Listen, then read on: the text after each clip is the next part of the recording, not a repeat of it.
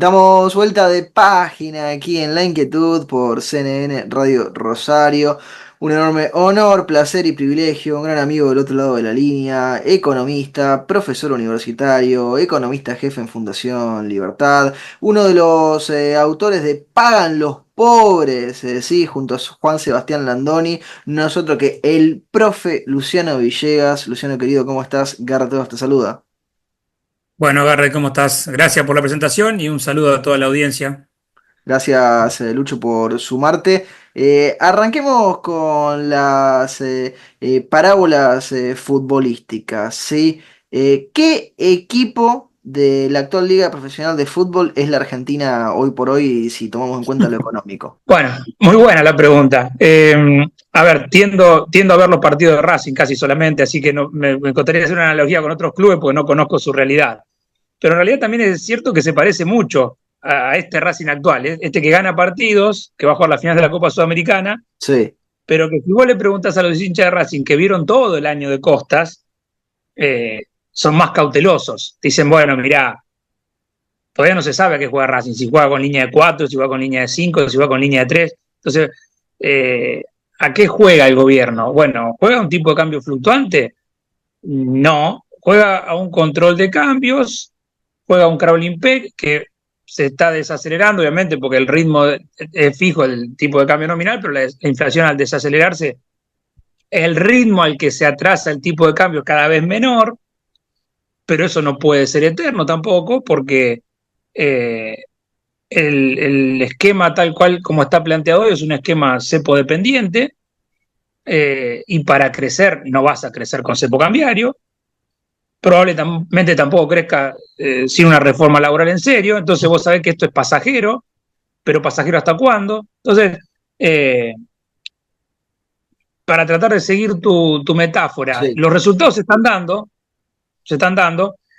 Ahora, vos me preguntás, ¿es un equipazo Racing? No, es endeble en defensa de un equipo endeble, le hacen goles fáciles. Entonces, el esquema tal como está planteado económico argentino, bueno, está dando resultados, sí, sí, porque la inflación ha notoriamente reducido su ritmo de crecimiento, han tenido un blanqueo exitoso dentro de los parámetros, el superávit fiscal se mantuvo durante todo este tiempo, hay una fuerte contracción de la tasa de interés, eh, el crédito está empezando a asomar en las empresas y en las familias, el nivel de actividad empieza a mostrar algunos semáforos en verde, mucho antes de lo previsto. La balanza comercial está mostrando una recuperación del sector energético que nadie vio, porque si vos entrevistaste a algún economista y te dijo que para esta altura del año Sí. el Banco Central iba a comprar dólares de la balanza energética, la verdad yo no se lo escuché decir a nadie. Entonces hay algunos resultados, sí, es cierto, nadie vio esto que está pasando con la balanza energética. Entonces hay algunos resultados positivos que en algunos casos fueron inesperados, otro había gente que sí, economistas que decían, mirá, no, el resultado fiscal se va a consolidar durante el año, pero en general los resultados macroeconómicos son positivos. Ahora, eso no quita hacer algunas salvedades que si a futuro no se corrigen, dudo que la economía de Argentina crezca sostenida y sustentablemente. Eso no quita que el año que viene a lo mejor crezca 2, 3 puntos por recuperación económica, pero no crecimiento económico.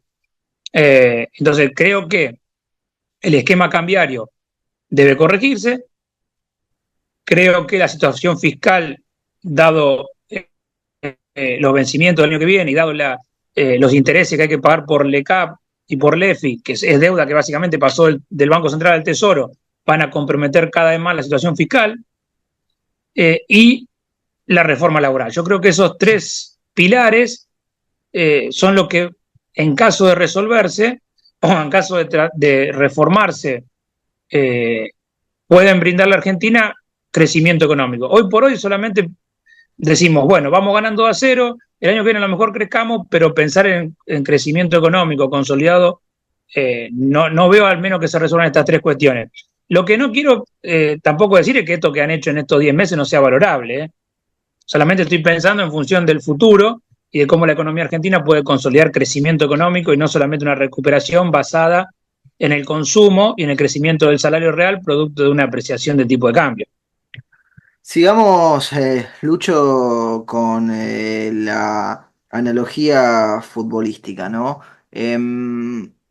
se pueden obtener resultados aunque uno no sepa bien a qué se juega, ni tenga los mejores jugadores, a veces puede ser de carambola, a veces porque se alinean los planetas. ¿En qué momento hay que repensar la temporada, aunque se haya obtenido algún éxito? Digo, ahí lo tenés a Racing. Racing, no, lo digo yo, Racing obtiene lo máximo, ¿sí? Que puede obtener. ¿En qué momento mira para atrás el equipo y dice, bueno, hay que ver qué hacemos ahora con lo que sigue? O lo único que importa es el resultado. Bueno, lo que pasa es que ahí la metáfora habría que corregirla porque yo creo que lo que pasó hasta ahora fue 10 minutos el primer tiempo. Ok, O si querés, en un campeonato largo de 19 fechas pasaron 4. ok, ganaste unos Entonces, puntos, no sabés claro, de un zapatazo, un par de jugadores que se lesionaron del otro equipo. claro, claro. Para mí la metáfora que mejor encaja es esa. Mira, estamos lejísimos de ganar algo.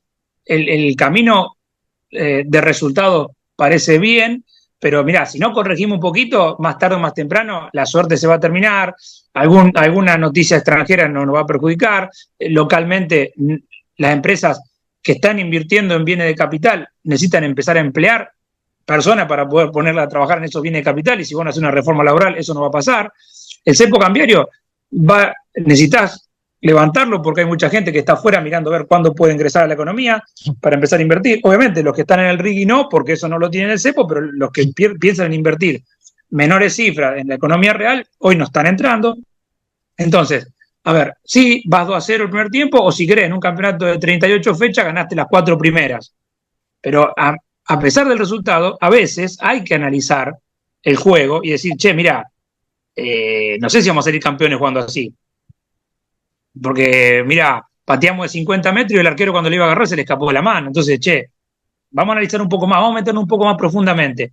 ¿La economía argentina puede crecer con cepo cambiario? No hay ningún registro en la historia de la humanidad. ¿La Argentina puede tener empleo de calidad con esta legislación laboral? No, imposible. Imposible. Entonces, Conectemos con eso, porque charlamos hace varios meses, más recientemente Lucho aquí en el programa, y yo te pregunté por el cepo, ¿sí? ¿Cuál era el mejor momento para levantar el cepo? Y vos me dijiste ayer, ¿no? Básicamente. La respuesta sigue siendo más válida incluso ahora. Hay que levantar el cepo ya, no quedan muchas más excusas si se quiere mejorar. porque cada vez el escenario se te vuelve más favorable para levantarlo. O sea, hay Pero que entonces seguimos, arriesgar. A pará, veces, si se vuelve más favorable, seguimos esperando. bueno, pero vos podés tener un golpe de infortunio también, si Es vos seguís cierto, esperando. sí. Como en el Monopoly cuando levantabas la tarjeta que te decía mala suerte. Claro, mirá si sale la tarjeta mala suerte. Si ahora la posibilidad está bastante clara, yo creo que el gobierno tiene buenos activos e incluso por cómo se está dando la situación, incluso hasta de la oposición política, del contexto internacional, de algunas variables que empiezan a mostrar signos positivos de actividad económica, me refiero, no es el momento de arriesgar con una brecha cambiaria tan chica y con tanto ingreso de dólares por el blanqueo y con los depósitos en dólares incluso perforando el techo de los 30.000 millones de dólares que no se veían desde el 2019. No es el momento de arriesgar y hacerlo. Porque mirá si es justo sacar la tarjeta que vos decís, como en el juego, y sale el infortunio. Te vas a lamentar mucho de no haberlo hecho ahora. Sí, dijiste blanqueo. ¿Fue un éxito el blanqueo como lo quiere pintar el gobierno? ¿Fue bueno y hasta ahí? ¿Qué análisis se puede hacer del blanqueo a este momento y a esta altura del año? No, no, yo creo que fue exitoso. Yo creo que fue exitoso. Más allá de que ellos esperaban un parámetro de 20.000 a 40.000 millones, que solamente localmente estemos en el piso, más lo externo, yo creo que es un muy buen blanqueo. Yo creo que es un muy buen blanqueo. Creo que a mí personalmente los números por lo menos están mucho más arriba de lo que yo esperaba. Eh, y además también sorprende la dinámica de que no ha habido retiros. Cuando se habilitó la posibilidad de retirar, la gente no fue corriendo a buscar los dólares. No, incluso se especulaba con que algunos quisieran retirar para hacer alguna matufia, alguna maniobra non sancta, de depositarlo con otro nombre y demás, y tampoco se escuchó que hubiera Tampoco sucedido. sucedió, o sea, lo peor aún no sucedieron. Y lo que está sucediendo es que, está bien, cuando uno lo piensa, no son las grandes cifras en dólares que tienen los argentinos, ¿no? Los argentinos no tienen esa. Cuando ves los saldos de las cuentas en dólares de particulares, es como la especie del vuelto que uno deja. Uno deja 3.000, 4.000 dólares porque, bueno, el fuerte lo tiene en otro lado.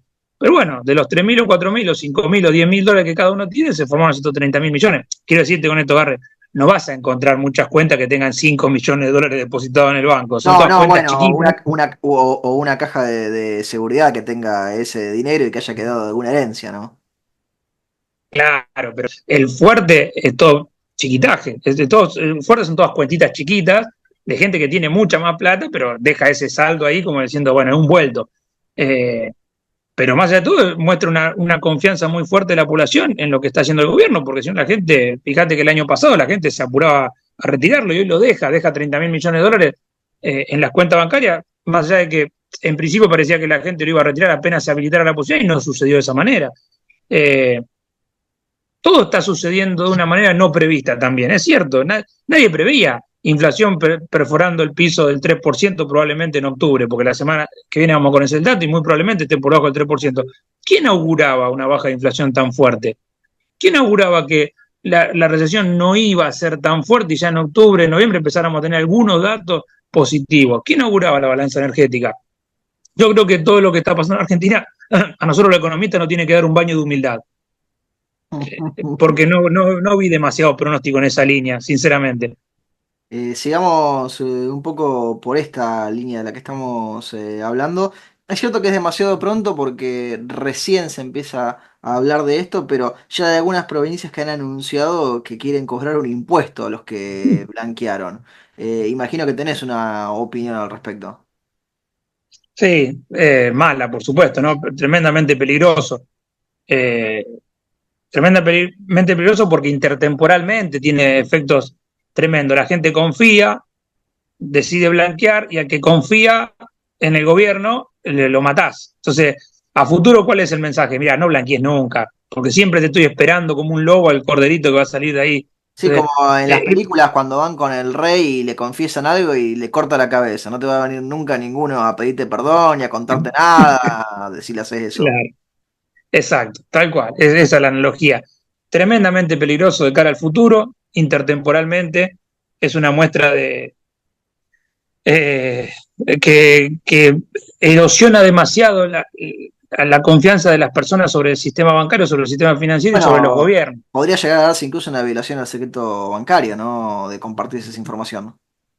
Por supuesto, bueno, esa probablemente sea una rama que vos tenés muchísimo más conocimiento que yo como para poder explicarlo, pero sí, yo lo analizo desde el punto de vista de las consecuencias intertemporales y es tremendamente peligroso, más allá de lo fiscal, ¿no? Casi es como violar un contrato, una confianza que te dio la persona que blanqueó. Y eso siempre termina perjudicando al ahorro, aleja a las personas del sistema financiero, y que en Argentina, con un sistema financiero tan pequeño que tiene, donde las empresas no consiguen crédito para invertir y para aumentar su capacidad productiva, este tipo de jugada lo único que hace es dañar aún más la reputación del sistema financiero argentino. Entonces, a mí me suena tremendamente peligroso y por supuesto que me opongo rotundamente a que pasen esas cosas. Ganó Donald Trump la presidencia de los Estados Unidos. Sé que es adelantarnos un poco, ¿no? Porque hasta que no lo veamos con rodaje suficiente en 2025, va a ser difícil realmente saber cuál va a ser su política económica doméstica y la internacional. Pero si tuvieras que hacer un primer análisis, ¿cómo ves repercutiendo en la Argentina? No te digo si nos van a regalar cosas o no nos van a regalar cosas, que es una discusión que pasa por otro lado, ¿no? Y que tiene, me parece, mucho deseo. ¿Cómo ves lo que quizá haga Trump en la economía estadounidense repercutiendo para la Argentina?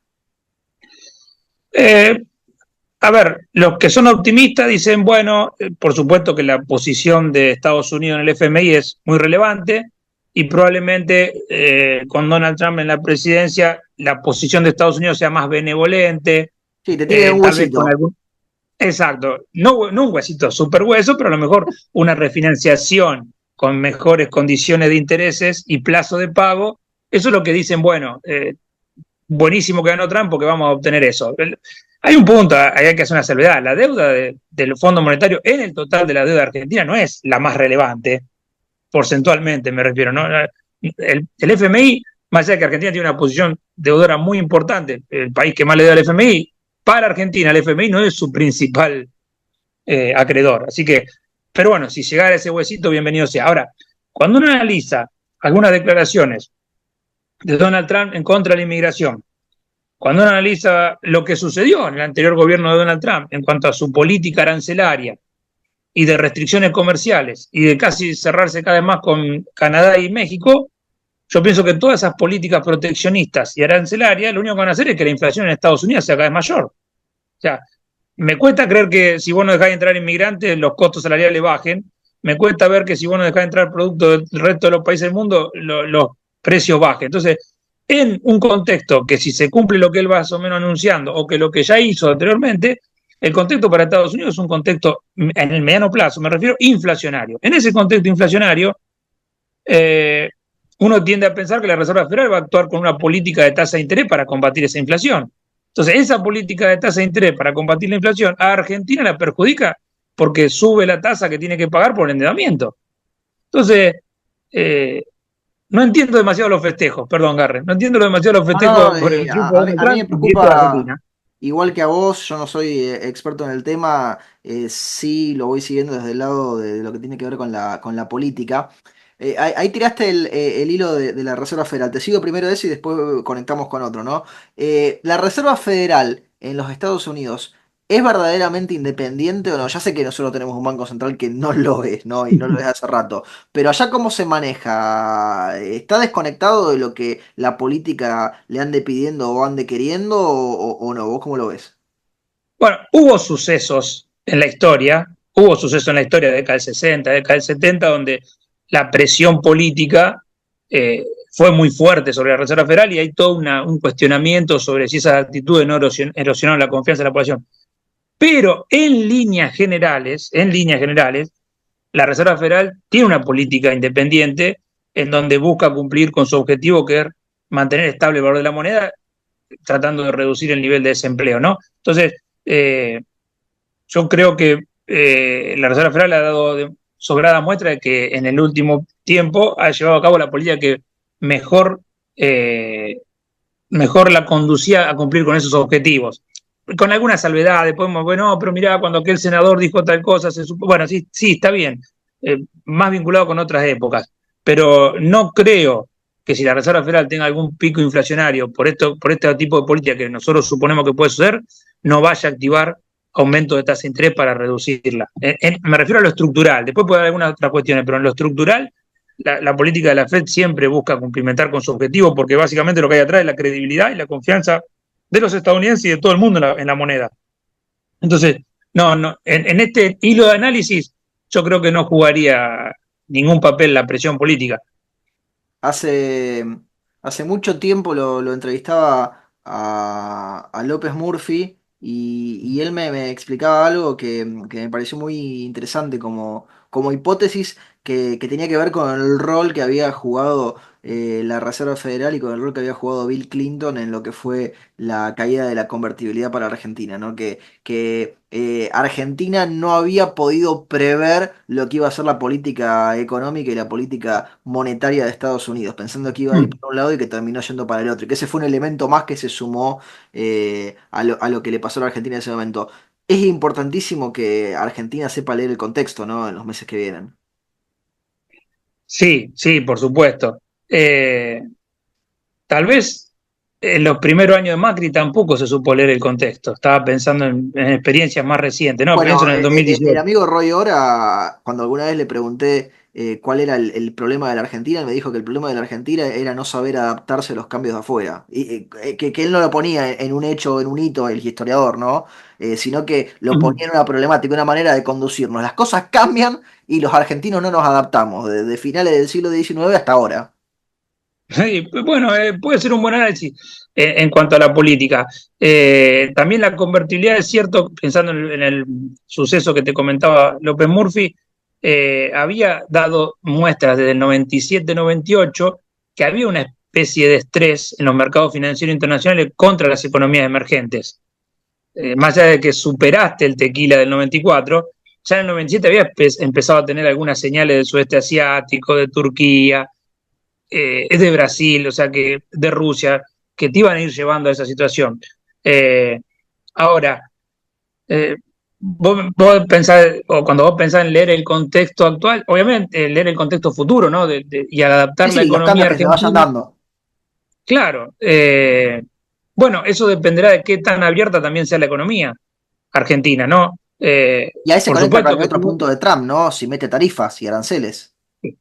claro, pero más allá de que Estados Unidos es el tercer socio comercial de Argentina y podría ser un socio comercial aún mayor, eh, y del impacto que tenga la política estadounidense sobre las tasas de interés y del endeudamiento al que pueda conseguir, la tasa de interés de endeudamiento que pueda conseguir Argentina en los mercados internacionales, que hoy está lejos todavía, pero que de seguir esta política fiscal en un momento va a empezar a tener algún peso, ese aumento de tasa de interés futuro, más allá de la cuestión fiscal, eh, más allá de Estados Unidos como socio estratégico, cualquier vaivén de este tipo, si vos tenés una economía cerradita, te lleva puesto. Más allá que sea Trump, sea Kamala Harris, que sea Argentina, es una economía cerradita que produce pesos que se endeuda en dólares. Entonces, gane Trump, claro, gane Trump, gana Kamala o gane Scooby-Doo, vos No, cuando tenés no, una economía cerrada, es que describís también el problema de muchos en Argentina. Ganan en pesos y después gastan en dólares, ¿no? claro, y en una economía que no produce dólares ni intercambia, es una economía cerradita, cualquier shock internacional, la guerra en Ucrania y Rusia te lleva puesto, cualquier shock te Sí, lleva sí, bueno, lo puesto. dijo Alberto Fernández, ¿no? Que Argentina estaba pasando mal por la guerra en Ucrania. Pero conectemos un poco esto porque lo recordaba Eugenio Yolito la semana anterior, esto de que los estadounidenses habían olvidado lo que era la inflación. En lo que fueron las elecciones en Estados Unidos, el contenido económico fue igual de fuerte que lo que fue en las elecciones acá en Argentina, ¿no? Por más que los demócratas parecieran querer enfocarse en otras cosas. La gente estaba disconforme y no supieron qué hacer con la inflación. Bueno, ahí, pero fíjate, eso que vos estás diciendo, Garrett, confirma lo que estábamos charlando un par de preguntas atrás. Fíjate cómo la Fed, a través de su actuación libre de intervención, ha logrado que los estadounidenses se olviden de la inflación en los últimos 40 años. Claro. Eso te demuestra la independencia del Banco Central, Y por de eso la le Reserva Federal, costaba ¿no? tanto a los economistas, no solamente a los ciudadanos de a pie, sino a los economistas, explicar la inflación 40 años sin haberla tenido. Bueno, no sé si fue un punto de charla anterior, que creo que lo charlé con vos, que te decía, fíjate las editoriales Mm. de los diarios estadounidenses y están hablando de argumentos sobre cómo combatir la inflación, que a nosotros en Argentina nos daría vergüenza escribir una nota así. Es evidente que le han perdido el timing a la inflación, le Bueno, han siguen con perdido. el control de los alquileres y demás cuestiones en algunos estados, que ya está marcado que eso no funciona y lo que te hace es el crecimiento de un mercado paralelo negro tremendo en los precios. Bueno, Kamala lo mencionó en algunos discursos. Kamala, no sé si habrá tenido impacto o no, si los estadounidenses estaban tan al tanto de que los controles no funcionan, porque también hay que decirlo, nosotros sabemos que los controles de precios no funcionan porque lo vivimos durante 15 años, Bueno, y porque hay más pero de la 4.000 realidad años de registro de controles de precios, pero bueno. sí, sí, es cierto, es un librazo ese, pero mirá que los primeros años la gente, te voy a dar un dato, cuando Macri pone los precios, no me acuerdo, durante la presidencia de Macri se llamaron precios cuidados, precios justos, viste que fueron cambiando tanto de nombre, Sí, pero sí, sí, fueron cambiando de nombre. en el 2017, cuando Macri los restablece, que abarca 500 productos, en una encuesta que salió en un diario muy, muy importante de Argentina, esa medida tuvo un 70% de aprobación. Y mirá que veníamos de muchos años de inflación, Garrett, y sin embargo la gente no había macheado todavía la idea de que los controles de precios no funcionaban. Entonces, si los argentinos después de sufrirla durante tantos años no macheaban, ¿por qué el estadounidense que hace 40 años que tiene inflación va a poder relacionar que los controles de precios no funcionan para controlar la inflación? Es increíble cómo muchas cosas ya están dichas, escritas y no terminan de cuajar. Algunas parece que en la Argentina cuajaron, ¿no? Esto del problema de ver en el corto y de ver en el largo, ¿no? Vos me dirás, Kahneman, Surki, ya está resuelto. ¿Por qué cuesta tanto, ¿no? Que se entienda eso después en la práctica, en la vida cotidiana? Qué hermosa pregunta. Que por supuesto no tengo la respuesta, ¿eh? Te voy a balbucear algunas cosas. Eh, a veces las respuestas simples son mucho más atractivas que las respuestas más complejas. A veces las respuestas que te hablan del corto plazo y de los resultados a corto plazo son siempre más atractivas que el largo plazo y su comprobación. Eh, y a veces peor aún, poner en práctica medidas que tengan efecto a corto plazo son mucho menos atractivas, sobre todo para los políticos, que las medidas que tienen alguna miel de corto plazo. Entonces creo que esos tres, y a lo mejor me estoy olvidando de muchas más explicaciones, se conjugan bastante fuerte para que las medidas que se tomen sean de corto plazo, los pequeños resultados de corto plazo se valoren y uno pierda de vista las consecuencias intertemporales de largo plazo hasta que un día te la pegás y ahí decías, llegó el momento que el largo plazo me apareció y todo lo que había sucedido anteriormente era verdad.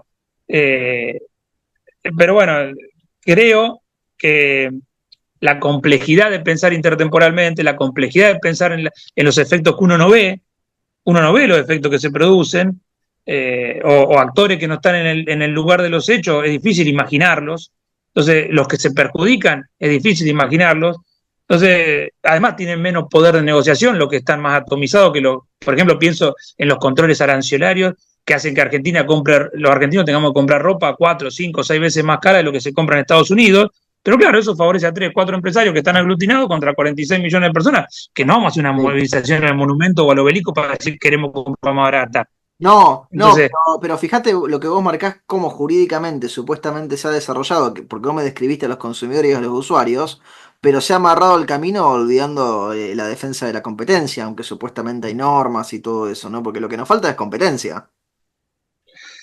sí, vos sabés que tiene una curiosidad la ley de competencia en Argentina. A ver. En la mayoría de los países, Estados Unidos y la Unión Europea, establecen un índice que se llama Herfindahl-Hirschman, que vos podés calcular un determinado rango de concentración que tiene un mercado. Entonces la ley dice, bueno, si nosotros vemos que la participación de las empresas supera ese índice, hay concentración de mercado, entonces Bueno, ahí, las leyes antitrust.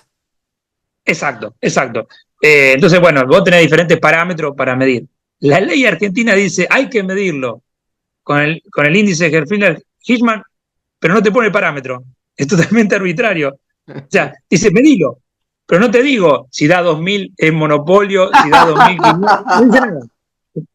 ¿Vos, En la Unión vos- vos- Europea, vos presumís que por ignorancia o porque alguno le buscó la vuelta para que pareciera que estaba todo bien pero que no funcionara? mira, te voy a contar un caso, que es uno de los más emblemáticos en la aplicación de esa ley, que fue durante la década del 90 con el fútbol codificado. Sí. En aquel momento, obviamente, se había hecho una concentración entre cablevisión y multicanal, y los cables del interior, los pueblitos, decían, che, flaco, la monada me pide fútbol, Cablevisión con una política comercial no se los brindaba, entonces los pueblitos, los cables perdían cada vez más cantidad de televidentes, entonces después con una cartera de cliente menor, Cablevisión los copaba, y bueno, así fue como Cablevisión, vos lo tenés en todos los pueblos, en algunos pueblos todavía permanecen algunas cooperativas, pero en general Cablevisión se expandió con esa política de sacarle el fútbol a los canales de ciudades chiquitas y pueblos y se lo fue comiendo a todos. Entonces, en aquel momento, la Oficina de la Defensa de la Competencia hace el reclamo y el juez dice, no, no hay monopolio, ¿Por qué? porque hay un sustituto del fútbol local. Entonces, económicamente, si un bien tiene sustitutos, no es monopolio, porque vos podés satisfacer esa necesidad con otro producto. ¿Sabés qué dijo el juez? Que La radio, decime, la radio era sustituto. no, vos podías mirar fútbol de España, de Inglaterra, de Italia, Nacional B, y chao, y se terminó. O sea, había un rango de arbitrariedad que te lo da el hecho de decir, bueno, medí con el índice, después el número, ¿qué importa? Después vos decís, no, 2.500 es poco, 2.500 es mucho, 3.000 es mucho, 3.000 es poco. Le da cierta arbitrariedad al juez para decir si ese índice está bien o mal. Me encantó ahí el ejemplo, la anécdota, Lucho. Quedamos para hablar más adelante, después de que Racing juegue su partido final y de que veamos si se levanta el cepo. Te agradezco mucho el tiempo que me has prestado, Lucho, y te mando un fuerte, fuerte abrazo. No, gracias a vos, Garre, siempre tan gentil, tan amable, siempre dándome esta oportunidad. Y por supuesto, nuevamente renuevo el saludo a la audiencia y te mando un gran abrazo. Lo teníamos a Luciano Villegas aquí en La Inquietud por CNN Radio Rosario.